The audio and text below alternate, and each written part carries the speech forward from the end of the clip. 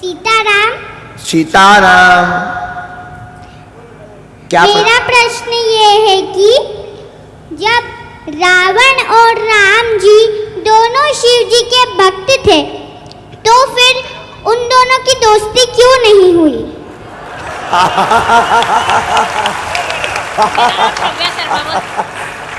आपका नाम क्या है? श्रव्या शर्मा। वाह, कहाँ रहती हैं आप? इंदौर में। ये आपको किसने सिखाया? मैं खुद ही सीख गई।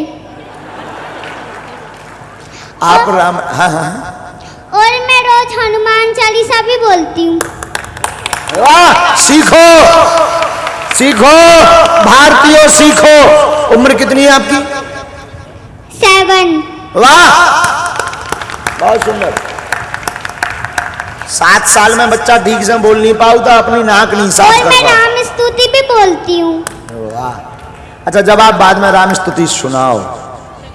श्री रामचंद्र कृपाल भज मन हरण भवै दारुणम नव कंज लोचन कंज मुख बद कंज बद कंजारुणन कंधर्व अगणित अमित छबिनव नीर नीरज सुंदरम पटपीठ मानव तडित रुचि सुचि नौमि जनक सुतावरम भज दीन बंधु दिनेश दानव दैत्यवंश निकंदनम रघुनंदयानंद कंद कौशल चंद दशरथ नंदनम श्री मुकुट कुंडल तिलक उदार अंग विभूषणम आजार भुज सर धर संग्राम इति कर दूषणम इति भजत तुलसीदास शंकर शेष मुनि रंजनम मम दय कंज निवास करु कामादिक दल कंजनम मन जाहि राजौ मिलहि सोवर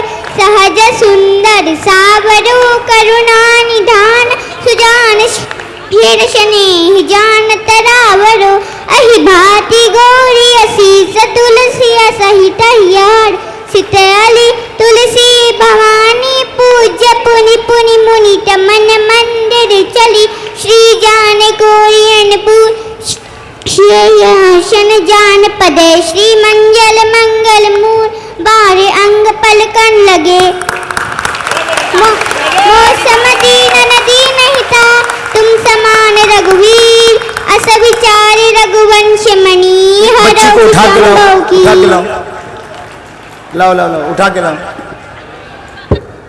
उठाओ। गजब, ये प्रतिभा है भैया इंदौर में। वाह।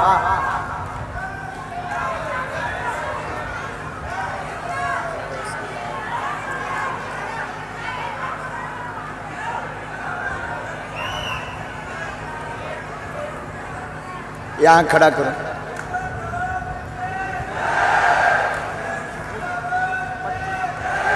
इस पर खड़ी हो बेटा।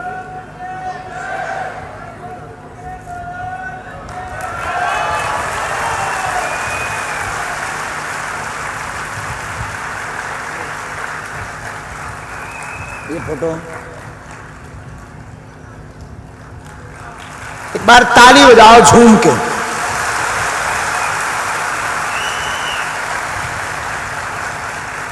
आपके साथ कौन आया? माता जी, पापा मम्मी दोनों? अच्छा, पापा कहाँ हैं आपके? वाह पंडित जी, गजब, बहुत सुंदर संस्कार, बहुत गजब। हम खुश हो गए, हृदय एकदम गदगद हो गया।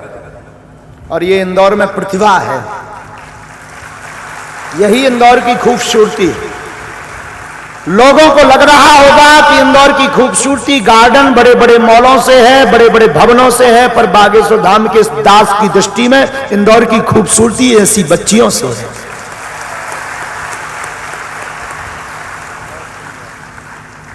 अब जवाब भी सुन लो। आप नहीं सुनना है जवाब? जवाब कैसा जवाब?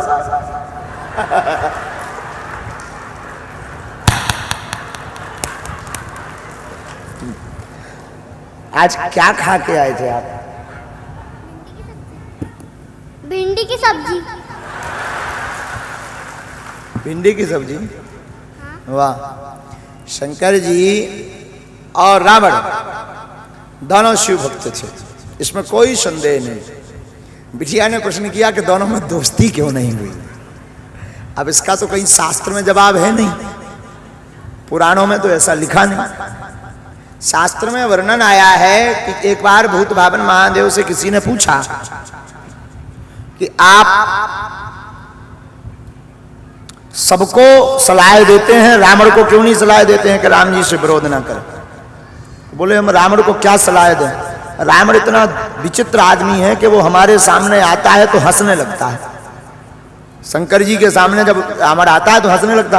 बोले विचित्र बात है, तुम उनके गुरु हो, तुम्हारे सामने वो हंसने क्यों लगता। बोले हमसे कहने लगता गुरु जी ये थे देखो तुम्हारे तो 5 ही मूड है थे तो 10 है। तो उसको समझाना बड़ा मुश्किल। हमारी दृष्टि से राम जी के मन में तो ऐसा कोई भाव नहीं था, पर बिटिया ने जो प्रश्न कहा किया है उस पर हमारी मत कहती है राम जी के मन में ऐसा कोई भाव नहीं, पर रावण बहुत श्रेष्ठ भक्त बनने के चक्कर में दोनों में दोस्ती नहीं हो पाई है। आज के जमाने में भी गुरुओं के जैसे हमारे चेला हैं, सो हमारे गुरु आपस में चेला आपस में लड़त रहा श्रेष्ठ बनने के चक्कर में कि हम गुरु जी के ज्यादा नजदीक हैं। तो हमें ये लगता है कि राम जी में तो ऐसा भाव नहीं था, पर रावण में ऐसा भाव था कि हम गुरु जी के हम ही श्रेष्ठ भक्त बने रहे, इसलिए रावण ऐसा उपद्रव करता रहा, इसलिए रावण से दोस्ती नहीं भई। राम जी ने तो कई बार प्रयास किया, एक बार अंगद जी को भेजा, एक बार हनुमान जी को भेजा, विभीषण से भी खबर पहुंचवाई, उत्तम पुलस्त मुनि ने भी खबर भेजी कि रावण विरोध छोड़ दो, राम जी की शरण ले लो, मित्रता कर लो, लेकिन नहीं मानी। मंदोदरी ने भी कहा, तब भी रावण नहीं माना। मतलब राम जी तो दोस्ती चाहते थे, रावण खुरापाती था, रावण को बुद्धि नहीं थी, रावण नहीं चाहता था, वो अपने अभिमान के चक्कर में दोनों की दोस्ती नहीं हो पाई। संतुष्ट हैं आप? हाँ। और क्या आता है आपको? पापा आपके लड़ते हैं? पिताजी? बहुत अच्छा, खूब आगे। और मुझे 40 मंत्र भी आते हैं। अब रहने दो, एक राम कथा की गद्दी तुम्हारी ही लगवा देते हैं। हम क्या करेंगे पाठ करके रामायण का, कुछ हमारी भी इज्जत बची रहने में। मेरे को तो राम कथा ही नहीं आती है, तो मैं कैसे करूंगी? ये आपको ये आते ना श्लोक, ये स्तुति, हनुमान चालीसा, ये भी तो सब सुनेंगे ना। ठीक है। लो विधायक जी, लो हमारी गद्दी फैल है, दूसरी व्यास गद्दी चाहने कल बगल, कल चाहिए। वो तैयार भी है व्यास जी, आप तैयार हो? दक्षिणा तो नहीं लगी? पैसा पैसा ऐसा नहीं। धन्यवाद। एक बार ताली फिर से बच्चे को बजा। जय श्री राम बोलो ताकि इसका भविष्य और ऊंचा हो। जय श्री राम। एक लास्ट और अंतिम, एक मिनट, चश्मा वाली बहन जी को दे दो, लो बस फाइनल। इसके बाद कोई प्रश्नोत्तरी नहीं, कल फिर होगी। कल कौन कौन नहीं आएगा दोनों हाथ उठाओ। हारमोनियम